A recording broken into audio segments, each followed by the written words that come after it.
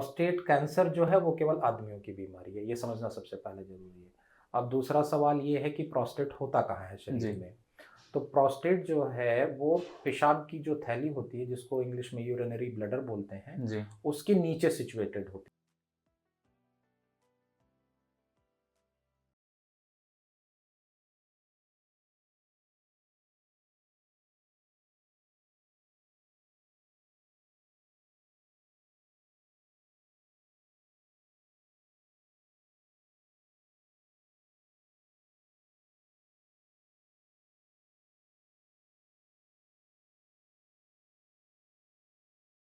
सुनने में आता है कि ये कैंसर जो है वो वृद्ध लोगों में ज़्यादा होता है।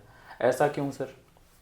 तो ये समझना बहुत ज़रूरी है कि एज बहुत इम्पॉर्टेंट फैक्टर है हर कैंसर के लिए। जैसे जैसे उम्र बढ़ती है, अवस्था बढ़ती है, आदमी हो या औरत हो, तो हर तरह के कैंसर की समस्या बढ़ने का चांस बढ़ता है। जी। इसी तरह से प्रोस्टेट कैंसर का भी चांस बढ़ता है।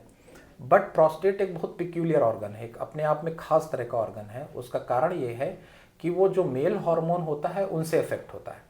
तो ये देखा गया है कि एक निश्चित उम्र तक, जी। तो जैसे मेल हार्मोन टेस्टोस्टेरोन होता है वो ज़्यादा रहता है, फिर एक उम्र के बाद वो उसका स्तर धीरे धीरे कम होने लगता है। जैसे औरतों में एस्ट्रोजन कम होने जी। लगता है, वैसे जी। आदमियों में टेस्टोस्टेरोन भी कम होने लगता जी। है।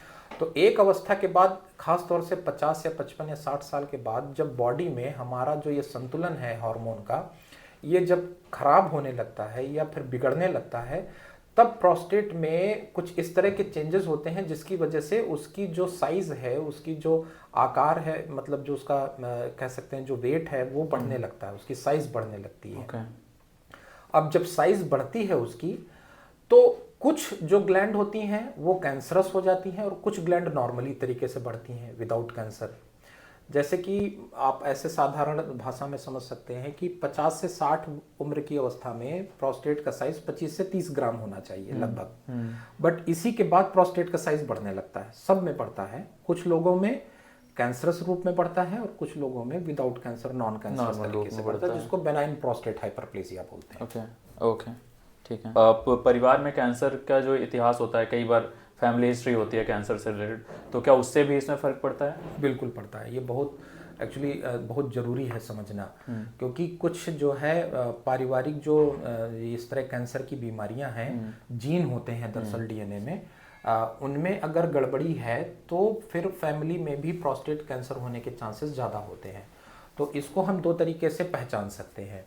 जैसे कि हमारी फैमिली में हमारे पिताजी या हमारे अंकल में या हमारे दादाजी में अगर प्रोस्टेट कैंसर का चांस रहा है कभी भी, तो जैसे पीढ़ियों दर पीढ़ियों कैंसर की समस्या रही, जैसे मतलब दादाजी को भी रहा है, फिर पिताजी को भी रहा है, फिर अंकल को भी रहा है, तो डेफिनेटली चांसेस बहुत ज़्यादा होते हैं। अगर मेरे भाई में है, मान लीजिए जैसे मेरे भाई हैं 65 साल के, अगर उनमें हुआ है जी। तो फिर मेरे में भी होने के चांसेस बहुत ज़्यादा होते हैं। अच्छा।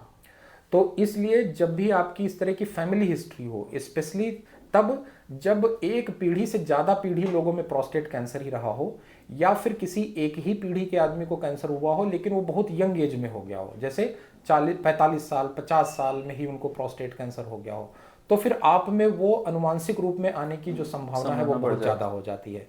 तो आपको जो है थोड़ा सा, मतलब कहना है कि अलर्ट हो जाना चाहिए, आपको थोड़ा सा सजग हो जाना चाहिए, आपको फिर रेगुलर चेकअप खुद अपने तरफ से बढ़ के कराना चाहिए, ताकि आपको जल्दी पता चल जाए कि आपको प्रोस्टेट कैंसर हो रहा है कि नहीं हो रहा है। ओके। सर, एक सवाल ये है कि कई बार सुनने में आता है कि मोटापा या बैठ के काम करने की जो आदत होती है, इसकी वजह से भी प्रोस्टेट कैंसर होने का खतरा बढ़ता है। तो ओबेसिटी जो है वो केवल प्रोस्टेट कैंसर ही नहीं, बहुत ढेर सारे कैंसरों का एक बहुत बड़ा रिस्क फैक्टर है। ओके। खास तौर से यूरोलॉजी जो कैंसर्स हैं उसमें किडनी कैंसर भी है, प्रोस्टेट कैंसर भी है। अगर पेशेंट ओबीस है तो ये इनके चांसेस बहुत ज़्यादा बढ़ते हैं। प्रोस्टेट कैंसर में स्पेशली ये देखा गया है कि अगर पेशेंट ओबीस होता है, फैट बहुत ज़्यादा होता है, तो वो टेस्टोस्टेरोन जो होता है वो जब फैट जो है उसको टेस्टोस्टेरोन को एस्ट्रोजन में कन्वर्ट कर देता है। ओके।